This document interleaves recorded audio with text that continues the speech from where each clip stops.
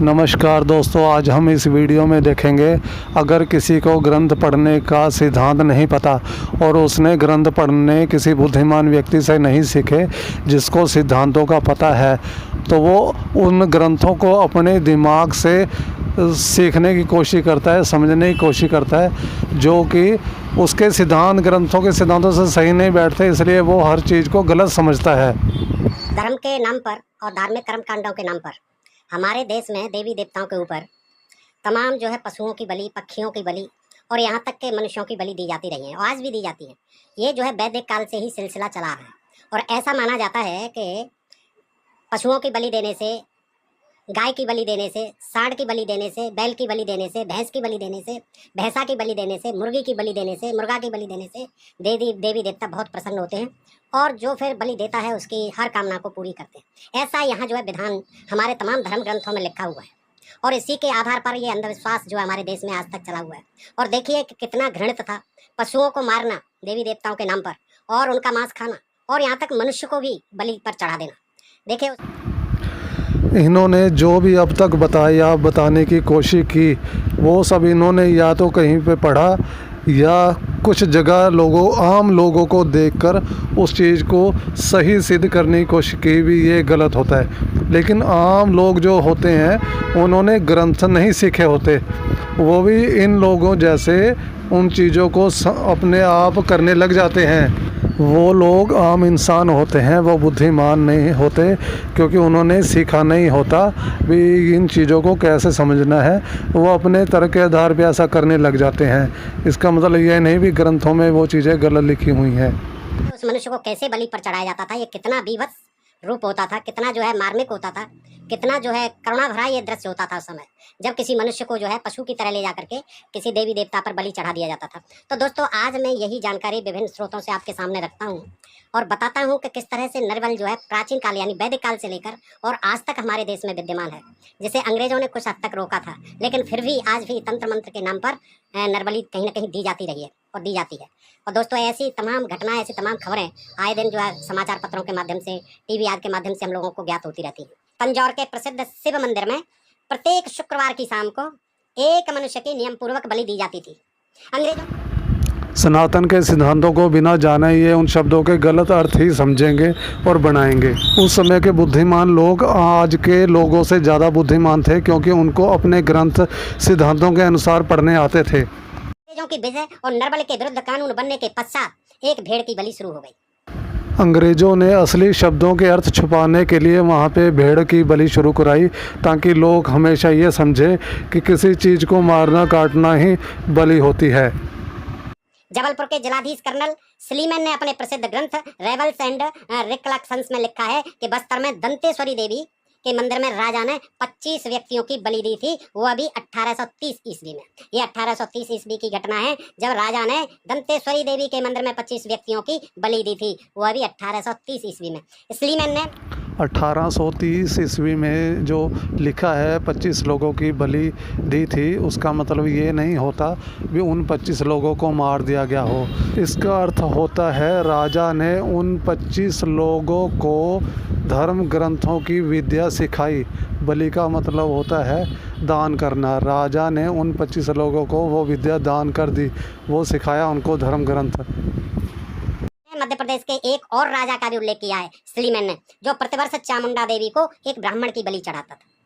पुणे के ब्राह्मणों में नरबल का रिवाज प्रचलित था। यद्यपि ब्रिटिश कानून द्वारा यह दूषित प्रथा रोक दी गई, फिर भी चोरी छिपे मंदिरों में चलती रही। एक अंग्रेज डॉक्टर एन सिवर ने 1854 ईस्वी में मेडिकल जूरिस्प्रूडेंस की जो रिपोर्ट प्रस्तुत की, उसमें स्पष्ट शब्दों में लिखा है कि इस बात पर विश्वास करने के पूरे प्रमाण हैं कि भारत में एक भी जिला ऐसा नहीं है जहां धार्मिक संस्कारों में मनुष्य की बलि नहीं दी जाती हो। मंदिरों में जो लोग अपनी बलि देते थे, अपने आप को धर्म के लिए समर्पित कर देते थे, अपने ग्रंथ सीखने के लिए, उन लोगों को लिखा जाता है उन्होंने अपनी बलि दी। आज से करीब 125 वर्ष पहले तक यह स्थिति कितनी भयानक थी, इस संबंध में विलियम बार्ड ने अपने ग्रंथ माइथोलॉजी ऑफ हिंदूज में बंगाल के संदर्भ में लिखा है कि बंगाल में काली की पूजा बहुत अधिक प्रचलित थी। वर्ष नवरात्रियों में प्राय सभी बड़े मंदिरों में नरबलि देने का रिवाज था। ब्रिटिश कानून बनने से अब मनुष्य के स्थान पर बकरे की बलि दी जाती है। कूच बिहार के राजा नरनारायण 16वीं शताब्दी ने ऐसे ही एक अवसर पर 150 मनुष्यों की बलि चढ़ाई थी। जयंतिया परगना में भी काली के आगे, कहाँ, जयंतिया परगना में भी काली के आगे प्रतिवर्ष नर बलि देने का रिवाज था। के दिन दुर्गा, उस समय सारे गुरुकुल ख़त्म कर दिए गए थे। जो धार्मिक ग्रंथ सीखते हैं उसके ऊपर बैन लगा दिया गया था, और जो लोग धार्मिक ग्रंथ सीखे हुए हैं उनके अर्थ करना, उनको जान से मारा जा रहा था।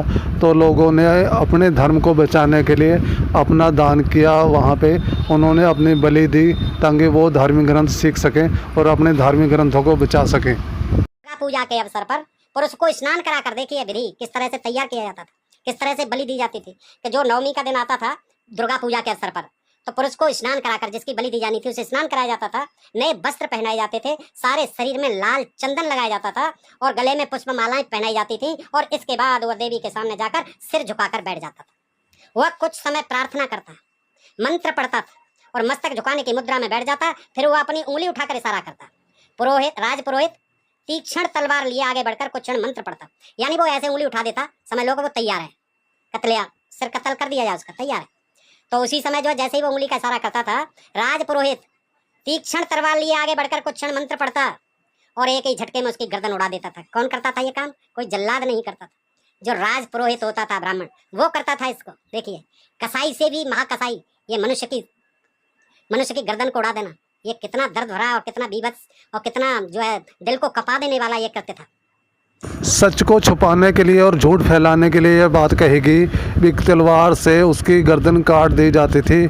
ये ऐसा कुछ भी नहीं होता था। खून के फव्वारों से आसपास की धरती रंग जाती थी। पुरोहित कटे हुए सिर को उठाकर देवी के सामने सोने के थाल में रख देता था। हजारों लोगों और राजा की उपस्थिति में यह बलि की क्रिया होती थी। ऐसे नहीं कि एकांत में हो जाती थी, हजारों लोग तमाशा देखते थे। राजा स्वयं बैठा होता था और पुरोहित कटे हुए सिर को उठाकर देवी के सामने फिर सोने के थाल में रख देता था। ले खा ले देवी। अन्य लोगों की तरह मृत व्यक्ति के परिवार के लोग भी उसके रक्त का प्रसाद ग्रहण करते थे। उसके रक्त को प्रसाद समझ करके दिया जाता था और घर वाले भी उस रक्त को प्रसाद समझकर ग्रहण करते थे। राजा के लिए उस व्यक्ति के रक्त में ही चावल उबाले जाते थे। उस व्यक्ति के रक्त में ही चावल उबाले जाते थे। राजा उन चावलों को खाता था। देखिए, कभी कभी जब धन देने पर भी बल के लिए व्यक्ति नहीं मिलता था, तब दूसरे प्रदेशों से लोगों का अपहरण कर लिया जाता था। एक बार जयंतिया के राजा ने ब्रिटिश क्षेत्र के 4 पुरुषों का बलि के लिए अपहरण कराया। उनमें से किसी तरह एक व्यक्ति पकड़ने वालों के चंगुल से निकल भागा। उसने जाकर यह बात अंग्रेज अधिकारियों को बताई। अंग्रेज सरकार ने राजा पर दबाव डाला कि वह उसकी प्रजा के 3 व्यक्तियों को तुरंत मुक्त करे।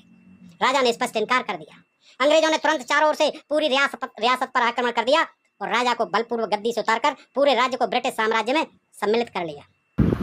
ये सब चीज़ें झूठ और प्रोपागेंडा के तहत की गई ताकि लोग अपने धार्मिक ग्रंथ पढ़ना और सीखना छोड़ जाएं और अपने आप ही अपने धार्मिक ग्रंथों से दूर हो जाएं और सारे देश पर उन लोगों का ही कब्जा हो जाए और लोग अपनी संस्कृति ही भूल जाए। लेकिन ऐसा नहीं किया। लोगों ने अपना दान किया, अपनी बलि दी और इस संस्कृति को और अपने धार्मिक ग्रंथों को जिंदा रखा। भारत के पूर्वी राज्यों में नरबलि सबसे अधिक प्रचलित थी। मणिपुर, त्रिपुरा, कूच बिहार, जयंतिया, असम, नागालैंड, मिजोरम आदि सभी पूर्वी राज्यों में कुछ वर्ष पहले तक नरबल प्रचलित थी। रागमाला नामक ग्रंथ में उल्लेख मिलता है कि त्रिपुरा के एक राजा ने 14 देवताओं को अपने कई सेवकों की बलि दे दी, किंतु मुख्य पुरोहित ने कहा कि देवताओं को यह बलि स्वीकार नहीं है, उन्हें अधिक ऊंचे लोगों की बलि चाहिए। 14 देवताओं को अपने कई सेवकों की बलि दे दी, किंतु मुख्य पुरोहित ने कहा कि आम लोगों की बलि नहीं चाहिए, VIP लोगों को भेजिए।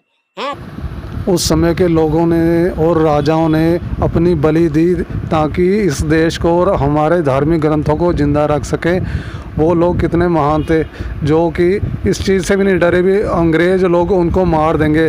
उन्होंने इतने लोगों को सिखाया अपना धर्म, इतने लोगों को अपना धर्म सिखाया भी अंग्रेज़ उन सब लोगों को मार भी नहीं सके और वो लोग अपने धार्मिक ग्रंथ सीख के इधर उधर छुप गए ताकि समय आने पर उन चीज़ों को फिर जिंदा कर सके, हम लोगों को सिखा सके। खास लोग जो हों, जो ऊंचे लोग हैं, अधिक ऊंचे लोगों की बलि चाहिए, ये छोटी श्रेणी के लोगों की बलि नहीं चाहिए अब देवी को। तब राजा ने अपनी सेना के 8 चुने हुए सेना नायकों की बलि चढ़ाई। किसकी? 8 चुने हुए अपने सेना नायकों की बलि चढ़ाई। असम की खासी, चुटिया आदि जातियों में भी नरबल व्यापक रूप से प्रचलित रही है। 8 चुने हुए सेना नायक वो थे जिनकी बुद्धि बहुत ज़्यादा तेज़ थी। अगर कोई चीज़ कोडवर्ड में भी बोली जाए तो वो उन चीज़ों को समझ लेते थे और सीख लेते थे। उन्होंने इन विद्या को सीखने और सिखाने के लिए अपने बहुत से ऐसे राजाओं और अपने सेनापतियों सेनापतियों की बलि दी ताकि वो अपने धार्मिक ग्रंथ सीख सकें और हमारी आने वाली पीढ़ी को फिर धार्मिक ग्रंथ सिखा सकें। उड़ीसा, मध्य प्रदेश और दक्षिण भारत में प्रचलित नरबलि को क्या कहते थे? मेरिया। मेरिया कहा जाता था। इन प्रदेशों में एक समय तो मेरिया या नरबल का रिवाज इतना अधिक प्रचलित था कि कोई भी बड़ा काम नरबल के बिना शुरू ही नहीं होता था। हर देवता नरबल का प्रेमी था।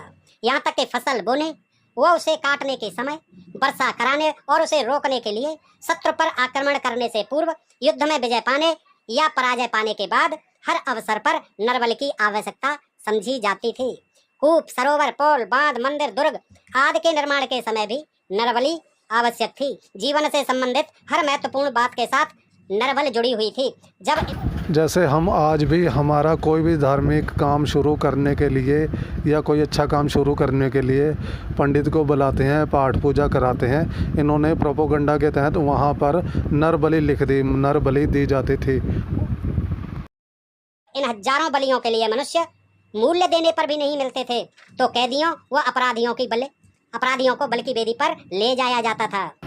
जो ग्रंथ पढ़ते थे और समझाते थे उनको सज़ा दी जा रही थी, इसलिए लोग अब ग्रंथ सिखाने के लिए वहाँ पे नहीं जाते थे।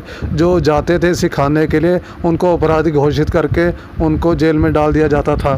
जब उड़ीसा और मध्य प्रदेश ब्रिटिश शासन के अंतर्गत आ गए तो कानून के डर से यह रिवाज कम हो गया, पर चोरी छिपे अब भी जारी है। ये तो उस समय की बात है जब अंग्रेज़ों का राज था और जो धार्मिक ग्रंथ सिखाते थे उनको सज़ा दी जाती थी।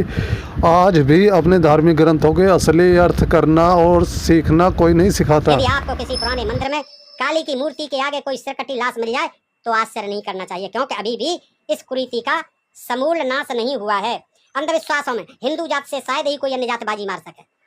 मेवाड़ में नियुक्त एक अंग्रेज अधिकारी कैप्टन क्लाइव ने लिखा है कि एक बार 1828 ईस्वी में मेवाड़ के महाराजा जब दौरे पर थे तो उन्हें रास्ते में माही नदी पार करनी पड़ी। महाराणा ने पहले नदी को एक बालक की बलि चढ़ाई नदी पार करने से पूर्व, फिर उसे पार किया। कुछ वर्ष पूर्व पंजाब के गुरदासपुर नगर में एक व्यक्ति ने अपने 5 वर्षीय पुत्र का सिर काटकर देवी पर चढ़ा दिया, और ऐसी घटनाएं आम हैं, आजकल भी होती रहती है, धन के लिए या संतान प्राप्ति के लिए और अन्य मनौतियों के लिए। पुणे में एक स्त्री ने संतान पाने के लिए देवी को कई बच्चों की बलि दी और उनके रक्त से स्नान भी किया। जीव काटकर देवी पर चढ़ाने की तो दर्जनों घटनाएं हमारे देखने और सुनने में आती रहती हैं। मध्यकाल में कापालिक, अघोरी, तांत्रिक, शाक्त व वज्रयानी आदि ऐसी ही बीभत्स और भयानक साधनाएं करते थे। गुजरात के इतिहास में एक ऐसे भयानक कापालिक का उल्लेख मिलता है जिसने त्रिपुर सुंदरी देवी को प्रसन्न करने के लिए 108 कन्याओं की बलि दी थी। इतिहास, पुराणों और साहित्य में नरबल चढ़ाने वाले, सब साधना करने वाले कापालिकों के अनेक लोमहर्षक वृतांत मौजूद हैं। 6वीं शताब्दी के संस्कृत नाटक मालती माधव में उल्लेख मिलता है कि एक अघोरी कैसे नायिका मालती को पकड़कर चामुंडा के मंदिर में बलि चढ़ाने ले जाता है और समय पर नायक पहुंचकर उसकी रक्षा करता है। यहाँ यह बात ध्यान देने योग्य है कि नरबली और सब साधना की यह घृणित प्रथा ज्यादातर शैवों, शाक्तों, कापालिकों, अघोरियों, तांत्रिकों, असभ्य जंगली व पहाड़ी जातियों में प्रचलित रही है, पर कभी कभी नगरों में भी इसका उग्र रूप प्रकट होता रहा है। हमें देखते हैं कि आज उन्नति और नव जागृति के कारण अंधविश्वास कुछ कम हो रहा है, फिर भी जहां नवीन सभ्यता का प्रकाश नहीं पहुंचा है, जो अभी भी अशिक्षा और अज्ञान के वातावरण में जी रहे हैं, वहां अभी भी लुक छिपकर नरबली की घटनाएं घटित होती रहती हैं। अघोरियों में अभी भी नरबल चोरी छिपे चालू है, यद्यपि ये लोग आमतौर पर नगरों, कस्बों और गांवों से दूर ही रहते हैं, पर कभी कभी बलि के उद्देश्य से बालकों का अपहरण करने के लिए नगरों में भी चले आते हैं। कुछ समय पूर्व पटना की एक बस्ती में कई बच्चे गायब हुए। जगह जगह होते हैं, हर शहरों में होते हैं, और लोगों का शक एक अघोरी पर गया जो कुछ दिनों से यहाँ चक्कर काट रहा था, वह पकड़ा भी गया। पुलिस और सतर्क नागरिकों ने अनेक बार ऐसे साधुओं को और अघोरियों को पकड़ा है और उनके कब्जे से तमाम बच्चों को भी छुड़ाया है। तो दोस्तों, आज अगर कोई लोग ऐसे करते हैं तो वो मूर्खों की श्रेणी में आते हैं, क्योंकि उन्होंने को धार्मिक ग्रंथों का ज्ञान है नहीं, ना उन्होंने किसी से सीखा है, वो अपनी मर्ज़ी से वो कर रहे हैं। इंसान की बुद्धि बहुत कमज़ोर होती है, वो अपनी मर्ज़ी से कुछ भी करने लग जाता है। तो इसका मतलब ये नहीं भी ग्रंथों में वो ऐसा लिखा है, ग्रंथों में कुछ भी ऐसा नहीं लिखा जो इंसानों या जानवरों के जीवन को नुकसान पहुंचाए। जो लोग अपने भारत देश से प्यार करते हैं उनको ये सीखना चाहिए कि आपके धार्मिक ग्रंथ क्या कहते हैं और आपके साथ क्या प्रोपोगंडा हुआ है, ताकि आप अपने धार्मिक ग्रंथों को छोड़ दें।